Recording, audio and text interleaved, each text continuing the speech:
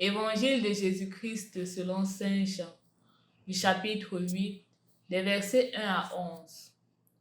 En ce temps-là, Jésus s'en alla au mont des Oliviers. Dès l'aurore, il retourna au temple.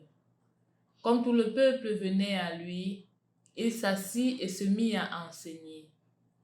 Les scribes et les pharisiens lui amenèrent une femme qu'on avait surprise en situation d'adultère.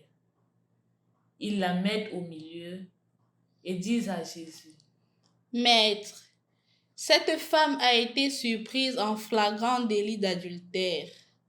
Or, dans la loi, Moïse nous a ordonné de lapider ces femmes-là. Et toi, que dis-tu?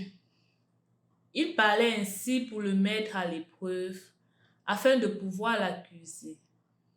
Mais Jésus s'était baissé et du doigt, il écrivait sur la terre. Comme on persistait à l'interroger, il se redressa et leur dit: Celui d'entre vous qui est sans péché, qu'il soit le premier à lui jeter une pierre. Il se baissa de nouveau et il écrivait sur la terre. Eux, après avoir entendu cela, s'en allaient un par un, en commençant par les plus âgés. Jésus resta seul avec la femme, toujours là au milieu. Il se redressa et lui demanda: Femme, où sont-ils donc? Personne ne t'a condamné? Elle répondit: Personne, Seigneur. Et Jésus lui dit: Moi non plus, je ne te condamne pas. Va, et désormais ne pêche plus. Au nom du Père, et du Fils et du Saint-Esprit. Amen. Loué soit Jésus-Christ. Chers frères et sœurs dans le Christ, en ce jour, nous retrouvons la femme attrapée en flagrant délit d'adultère.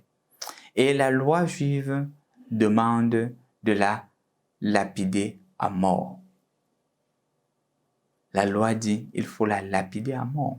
Et on la porte à Jésus pour pouvoir savoir ce qu'il en dira, parce que c'est la loi. Et justement, s'il dit que libérer la femme, on doit dire qu'il est contre la loi, on va l'enfermer. Et justement, il est en train de dire que celui qui n'a pas de péché, lui jette la première pierre. Parce que s'il disait qu'appliquer la loi, il contredisait son œuvre de miséricorde, ce qu'il est toujours en train d'enseigner. Mais il donne une réponse, comme il a dit tantôt, que celui qui est sans péché lui jette la première pierre. Il renvoie chacun à sa conscience. La loi qui est établie, c'est d'abord une loi qui nous amène à nous rapprocher de Dieu. Quand une loi ne nous amène pas davantage à nous unir à Dieu, ce n'est pas une loi qui doit être mise en place, qui doit être mise en vigueur. C'est pour cela que Jésus est clair, que celui qui est sans péché lui jette la première pierre. Si tu es sans péché, condamne l'autre, condamne ton frère.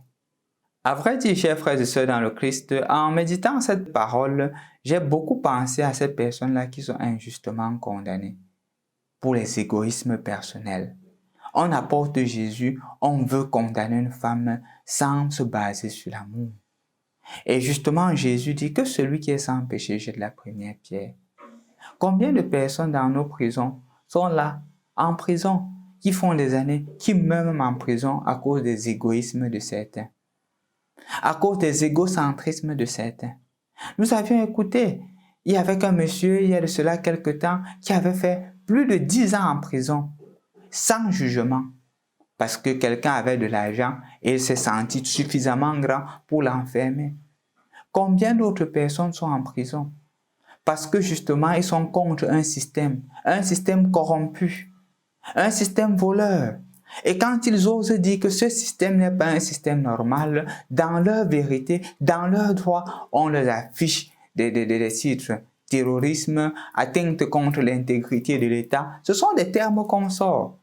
Mais on oublie qu'il y a des personnes qui meurent sur des routes à cause des accidents parce que des personnes ont pris de l'argent qui était destiné à ces routes-là et ils les ont mangés. On accuse des personnes qui ont volé des milliards. Ils sont toujours en fonction. On ne dit rien. Mais quand quelqu'un prône la justice, une meilleure justice dans la société, ce sont les premiers à être mis en prison. Que celui qui est sans péché jette la première pierre.